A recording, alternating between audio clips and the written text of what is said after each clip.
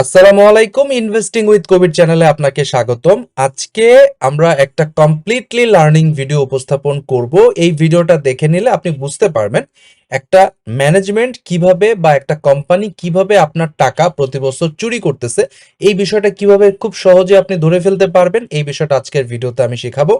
তো আমার চ্যানেলে এরকম প্রচুর লার্নিং ভিডিও অলরেডি দেওয়া আছে, প্রায় 150টার মতো ভিডিও আমি আপলোড করেছি। চাইলে এই ভিডিওগুলো দেখে আপনি নিজে নিজে অনেক কিছু শিখতে পারবেন। আজকের ভিডিওর টাইটেলটা আমি এভাবে দিয়েছি, which company is stealing money from you every year, অথবা how to detect dishonest management. অসৎ ম্যানেজমেন্ট যে কিনা প্রতি বছর আপনার কাছ থেকে টাকা চুরি করতেছে, এই ম্যানেজমেন্টগুলা বা এই কোম্পানিগুলা চেনাটা আপনার জন্য খুবই জরুরি। সাধারণত একটা কোম্পানির ম্যানেজমেন্ট প্রতি বছর তার অ্যানুয়াল রিপোর্টে আপনাকে প্রমিস করে সে যে লং রানে আপনার জন্য কাজ করতেছে এবং দিন শেষে আপনার ভ্যালু ক্রিয়েশন করে দিবে। কিন্তু ইন রিয়ালিটি বাংলাদেশে যদি 100টা কোম্পানি লিস্টেড থাকে, কমপক্ষে 50টা কোম্পানি আছে যারা প্রতি বছর অর্ডিনারি শেয়ার হোল্ডার, মানে আপনার আমার টাকা মেরে খাচ্ছে বা আমাদের টাকা চুরি করতেছে প্রতি বছর নিয়ম করে। তো এখন এই কোম্পানিগুলোতে আমরা যদি ইনভেস্ট করে রাখি এবং লং রানে হোল্ড করি, এই ডিসঅনেস্ট ম্যানেজমেন্ট তারা কিন্তু কোনো দিন আমাদেরকে আমাদের ভ্যালু ক্রিয়েশনটা করে দিবে না। আপনি 2 বছর, 4 বছর, 20 বছর, 40 বছরও যদি এই কোম্পানির স্টক হোল্ড করে রাখেন লং রানে, তাহলে কিন্তু এরা আপনাকে ভ্যালু ক্রিয়েট করে দিবে না। তো তখন যেটা করবেন, আপনি আসলে লং টার্মের ইনভেস্টিং এর কনসেপ্টটাকে গালাগালি করবেন বা আপনি বলবেন যে লং রানে শেয়ার কিনে ধরে রেখে লাভ কি হয়েছে, আমি তো কোনো রিটার্ন পাই নাই। কিন্তু আপনি একবারও কি ভেবেছিলেন যে এই কোম্পানির মালিক সৎ কিনা? একজন অসৎ মালিকের কোম্পানি বা একটা দুষ্টু কোম্পানিতে আপনি যদি 40 বছরও শেয়ার কিনে হোল্ড করেন, আপনার ভ্যালু ক্রিয়েশন নাও হতে পারে। সো অ্যাজ এ ইনভেস্টর আপনার অবশ্যই নিজের মধ্যে সেই ক্যাপাবিলিটি থাকতে হবে, যেটার উপর বেস করে আপনি এরকম ফ্রডুলেন্ট ম্যানেজমেন্ট বা এরকম বাজে কোম্পানি বা এই ধরনের কোম্পানি যারা প্রতি বছর আপনার আমার টাকা চুরি করতেছে, এই কোম্পানি থেকে 100 হাত দূরে থাকার ক্যাপাবিলিটি আপনার অর্জন করতে হবে। এর জন্য আপনাকে বুঝতে হবে কোন কোম্পানি চুরি করতেছে। তো একটা জিনিস মনে রাখবেন, সাধারণত ম্যাক্সিমাম ক্ষেত্রে ডিসঅনেস্ট ম্যানেজমেন্ট ক্যাপেক্স নামক একটা বিষয়ের মাধ্যমে টাকা চুরি করে। ক্যাপেক্স মানে কি? ক্যাপেক্স হচ্ছে ক্যাপিটাল এক্সপেন্ডিচার।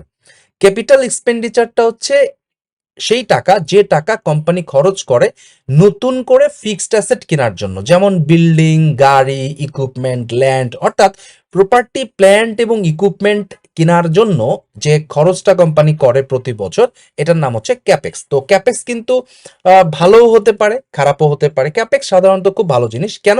কারণ একটা কোম্পানি যদি ফার্দার গ্রোথে যেতে চায় তাহলে তার ক্যাপেক্সে খরচ করতে হবে, অর্থাৎ তার নতুন করে জমি কিনতে হবে, নতুন করে ইকুইপমেন্ট কিনতে হবে, নতুন করে বিল্ডিং বানানো লাগতে পারে, নতুন করে মেশিন কিনতে হতে পারে। সো একটা কোম্পানি যদি সত্যি সত্যি এক্সপানশনে যেতে চায়, তার প্রতি বছর কিছু পোর্শন ক্যাপেক্সে খরচ করতে হবে। কিন্তু প্রশ্ন হচ্ছে যে ক্যাপেক্সে যতটুকু প্রয়োজন তার চাইতে যদি অনেক বেশি বেশি খরচ করা হয়, তাহলে শেয়ার হোল্ডারদের ভ্যালু ডিস্ট্রয় হবে এবং স্পন্সর ডিরেক্টররা সাধারণত কোম্পানি থেকে চাঙ্ক অফ মানি, একবারে বিশাল বড় অ্যামাউন্টের টাকা চুরি করার জন্য এই ক্যাপেক্সের সহযোগিতা নিয়ে থাকে। অর্থাৎ ধরেন একটা বিজনেস 100 টাকা আয় করলো, সে নর্মালি 20 টাকা 25 টাকা ক্যাপেক্সে খরচ করলেই হয়, কিন্তু এই ম্যানেজমেন্ট সে প্রতি বছর নিয়ম করে 50 টাকা বা 60 টাকা করে ক্যাপেক্সের নামে খরচ করবে এবং এই ক্যাপেক্সের নামে সে নতুন জমি কিনবে বা নতুন বিল্ডিং বানাবে বা নতুন মেশিনারিজ কিনবে এবং এই যে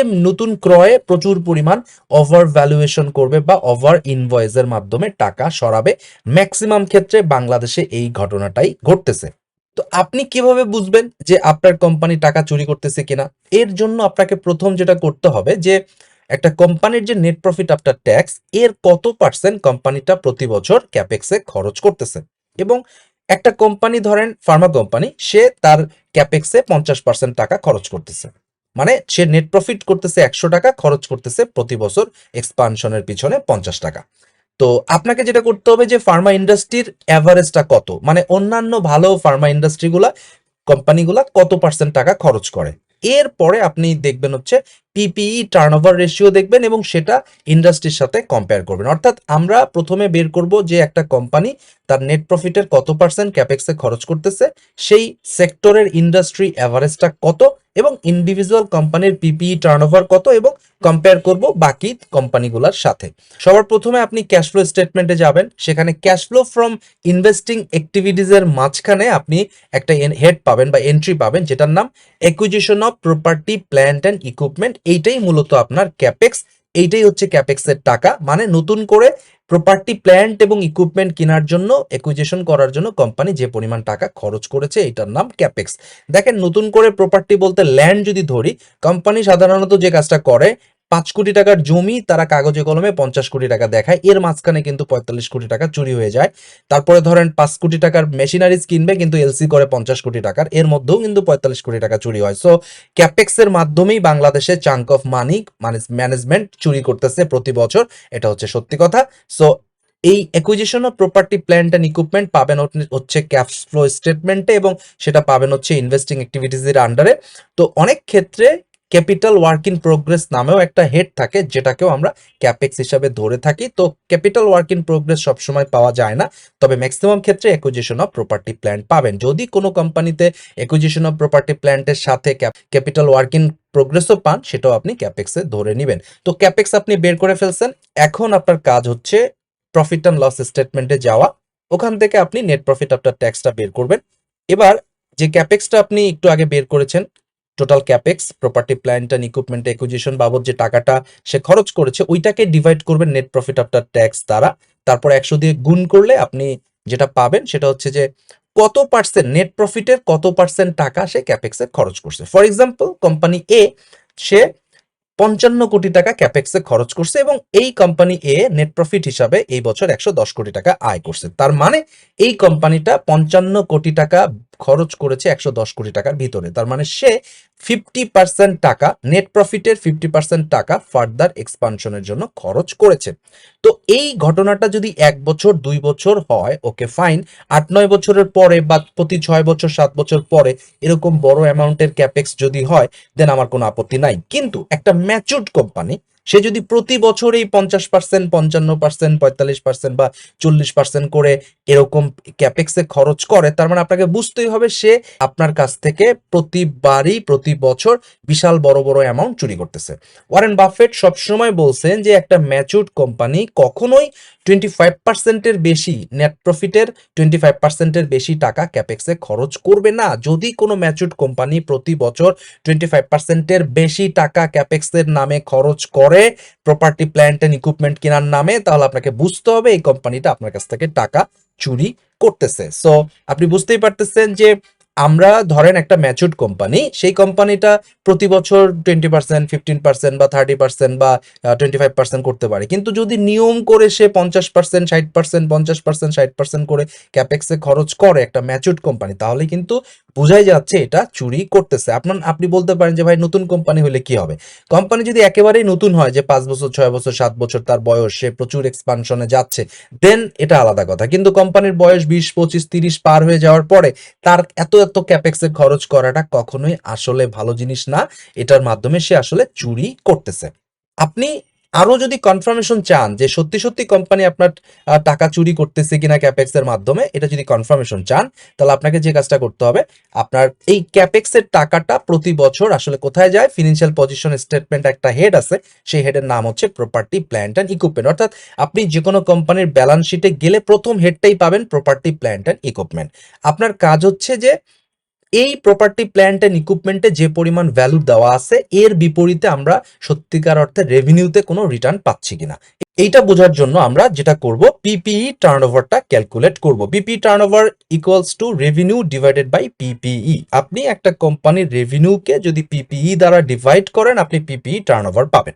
ধরেন একটা কোম্পানির নাম এক্স কোম্পানি, সে পিপি টার্নওভার আমরা পেয়েছি 0.92 টাইমস এবং ওয়াই কোম্পানির পিপি টার্নওভার আমরা পেয়েছি 2.15 টাইমস।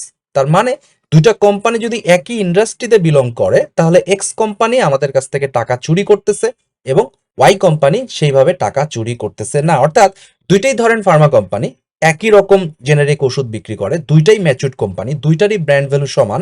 তো ওয়াই কোম্পানির পিপি টার্নওভার হচ্ছে 2.15 টাইমস, মানে ওয়াই কোম্পানিতে যে 1 টাকা আমি প্রপার্টি প্ল্যান্ট এন্ড ইকুইপমেন্টে খরচ করছি তার বিপরীতে সে 2 টাকা 15 পয়সা রেভিনিউ ক্রিয়েট করে দিচ্ছে। আর এক্স কোম্পানির পিছনে আমি 1 টাকা খরচ করছি প্রপার্টি প্ল্যান্ট ইকুইপমেন্টে, ও মাত্র 92 পয়সা রিটার্ন দিচ্ছে। তার মানে পিপি টার্নওভার রেশিও বলে দিচ্ছে যে এক্স কোম্পানি প্রতি বছর পিপিইর নামে, ক্যাপিটাল এক্সপেন্ডিচারের নামে প্রতি বছর আমার কাছে প্রচুর পরিমাণ টাকা চুরি করছে সাধারণ শেয়ার হোল্ডারের, কিন্তু ওয়াই কোম্পানি সেরকম করে চুরি করে নাই। সো আশা করছি আপনি কনফার্মেশনটা পাবেন কিভাবে। ক্যাপেক্সের নামে টোটাল নেট প্রফিট আফটার ট্যাক্সের কত পার্সেন্ট খরচ করতেছে এটা একটা ইন্ডিকেশন। সেকেন্ড ইন্ডিকেশন হচ্ছে সেই কোম্পানির পিপিই টার্নওভারটা কেমন এবং ইন্ডাস্ট্রির অন্যান্য কোম্পানির সাথে সেটা যদি আপনি তুলনা করেন তাহলে বুঝতে পারবেন সে আদতেই টাকা চুরি করছে কি করছে না। দর্শক, চাইলে আমি এই ভিডিওতে রিয়েল উদাহরণ দিয়ে দুটা কোম্পানির ডাটা দেখায় আমি আপনাকে বলে দিতে পারতাম যে এই কোম্পানি টাকা চুরি করতেছে এবং এই কোম্পানি টাকা চুরি করে নাই। তো এটা করলাম না কেন, আমি রিয়েল লাইফ এক্সাম্পল কেন দিলাম না? এই 5 বছরে আমি ভিডিও বানায় একটা জিনিস বুঝতে পারছি যে ক্যাপিটাল মার্কেটে যারা আছি তারা খুবই ইমোশনাল। এখন এইখানে আমি যদি যে কোম্পানিটা টাকা চুরি করতেছে এরকম 50টা কোম্পানি দেখানো যাবে বা 100টা কোম্পানি আমি দেখাইতে পারবো মার্কেটে যারা প্রতি বছর আপনার কাছ থেকে প্রচুর পরিমাণ টাকা চুরি করতেছে, কিন্তু প্রবলেম হচ্ছে আমি যদি এটা এখানে দেখাই তাহলে এই কোম্পানি কেউ না কেউ হোল্ড করতেছেন, সেটা তাদের মনের মধ্যে আঘাত লাগবে।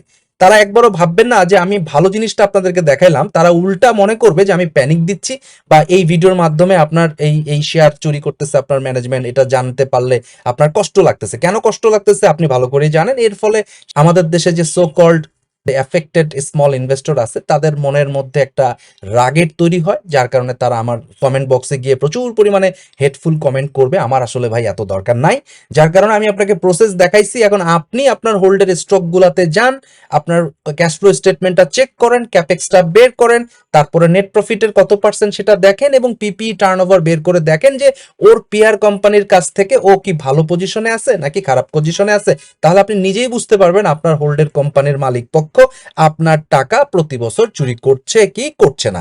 সো আমার উদ্দেশ্য ছিল আপনাকে এখানে শেখানো। তো যাই হোক দর্শক, মাস্টার দ্য মার্কেট নামে আমার একটা কোর্স অফারিংস আছে, আপনারা জানেন। এটার মাধ্যমে ফান্ডামেন্টাল অ্যানালাইসিস, টেকনিক্যাল অ্যানালাইসিস দুইটাই আমি শেখাই থাকি। এটা করতে পারলে আপনি ফান্ডামেন্টাল অ্যানালাইসিসের মাধ্যমে ইনভেস্টিং এবং টেকনিক্যাল অ্যানালাইসিসের মাধ্যমে ট্রেডিং করতে পারবেন বলে আমি বিশ্বাস করি। যদি আগ্রহ থাকে আমাকে ইমেল করতে পারেন stockanalystkabir@gmail.com এই ঠিকানায়। দর্শক, আশা করছি ভিডিওটা আপনার ভালো লেগেছে। যদি ভালো লেগে থাকে চ্যানেলটিকে সাবস্ক্রাইব করুন, লাইক কমেন্ট ও শেয়ার করতে ভুলবেন না। এরকম অনেক লার্নিং ভিডিও আমার চ্যানেলে দেওয়া আছে, যদি নতুন হয়ে থাকেন চ্যানেলটাকে ব্রাউজ করে দেখতে পারেন, হয়তো আপনার কাজে লাগতেও পারে। আবার পরবর্তী ভিডিওটি দেখার আমন্ত্রণ জানিয়ে আজকে আমি এখানেই বিদায় নিচ্ছি। সবাই ভালো থাকবেন, আল্লাহ হাফেজ।